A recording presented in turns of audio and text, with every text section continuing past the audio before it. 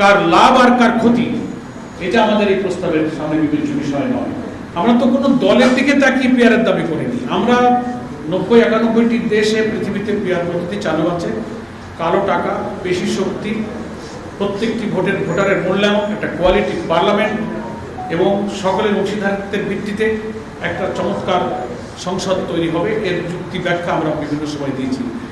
কার লাভ আর কার ক্ষতি, এটা আমাদের এই প্রস্তাবের সামনে বিবেচ্য বিষয় নয়। জনগণের প্রতিনিধিত্ব, ভোটারদের প্রত্যেকটি ভোটের মূল্যায়ন, নির্বাচন ফেয়ার হওয়া এবং পার্লামেন্টে একটা কোয়ালিটি এবং রিচ পার্লামেন্ট হওয়ার এই প্রয়োজনটা আধুনিক গণতান্ত্রিক বিশ্বে এইগুলো তারা প্রয়োগ করে দেখেছে। আমরা সেটা এখানে দাবি করছি। আর আওয়ামী লীগের যেহেতু আপনারা জানেন গণমাধ্যম কর্মী হিসেবে যে এই নির্বাচনে অংশগ্রহণের সুযোগ তো তাদের নেই।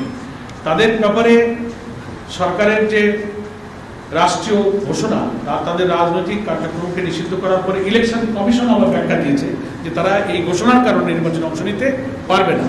তারপরে নির্বাচন কমিশনের জাতীয় সংসদ নির্বাচনের যে বরাদ্দকৃত প্রতীকের যে তালিকা ছিল, অফিসিয়াল ইলেকশন কমিশন কিন্তু জানিয়েছেন যে সেই প্রতীকের তালিকা থেকে নৌকা প্রতীককেও বাদ দেওয়া হয়েছে। ফলে অন্তত এবং রেজিস্ট্রেশনটাও স্থগিত হয়ে আছে। ফলে এই ইলেকশনে তো আওয়ামী লীগের নির্বাচনে আসবার কোনো সুযোগই নেই। আমরা চলতে থাকি আমাদের দৃষ্টিভঙ্গি। আমরা তো আন্দোলনটাকে নিয়মতান্ত্রিক কনস্ট্রাকটিভ ওয়েতে আমরা নিয়ে যাচ্ছি এবং আন্দোলনের মধ্য দিয়ে আশা করি সরকার প্রধান যিনি, তিনি হেড অফ দ্য গভর্নমেন্ট, আবার তিনি head of the national consensus commission, দুইটা দায়িত্বই তার উপরে যায়। আমরা তার দৃষ্টি আকর্ষণ করছি।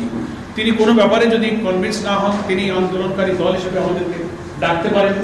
আমরা ওনাদের সামনে আমাদের যুক্তি উপস্থাপন করবো, ওনারা আমাদেরকে বুঝাবেন, আলোচনার টেবিলে এটা নিষ্পত্তি হতে পারে, সে সুযোগ রয়ে গেছে। সেই কারণে আমরা আমাদের কর্মসূচির মধ্য দিয়ে সংশ্লিষ্ট কর্তৃপক্ষ এবং নির্বাচিত জনগণকে আমরা ম্যাচুর করছি এবং এই আন্দোলনের দাবি ইনশাআল্লাহ পূরণ হবে। আমরা সেই আশাতেই আন্দোলন কন্টিনিউ করে যাচ্ছি।